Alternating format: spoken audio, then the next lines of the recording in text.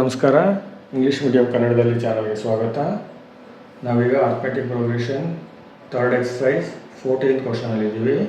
14th question, find the sum of the odd numbers between 0 and 50.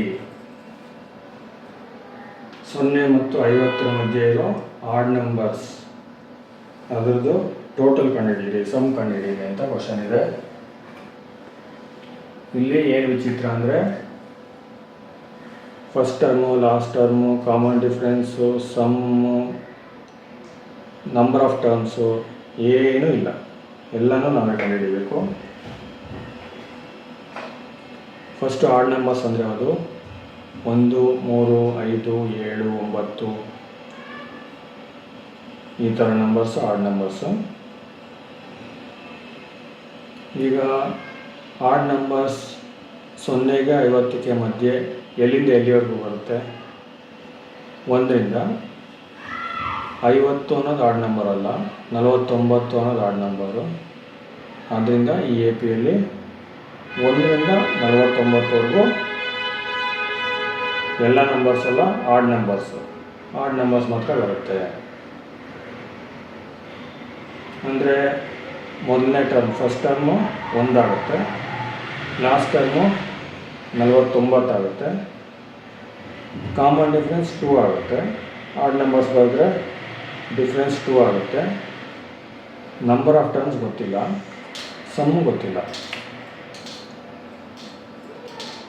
A first term 1, D common difference 2, A N last term 49.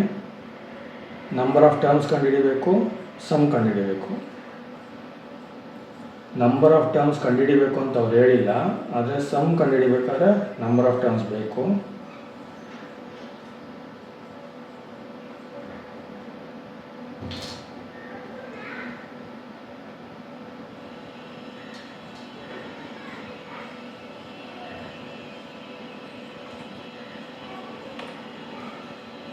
ಯಾವ formula ಇದು? 3ನೇ formula. an is equal to a plus n minus 1d.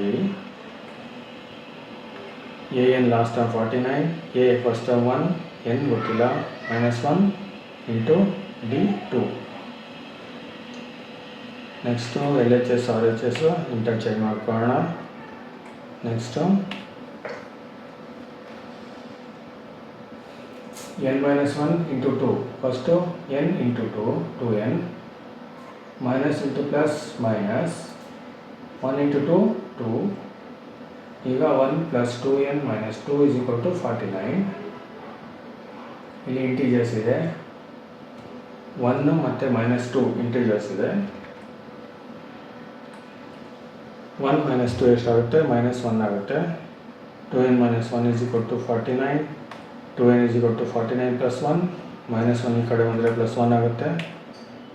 2n is equal to 50, n is equal to 50 by 2, ಎಷ್ಟು?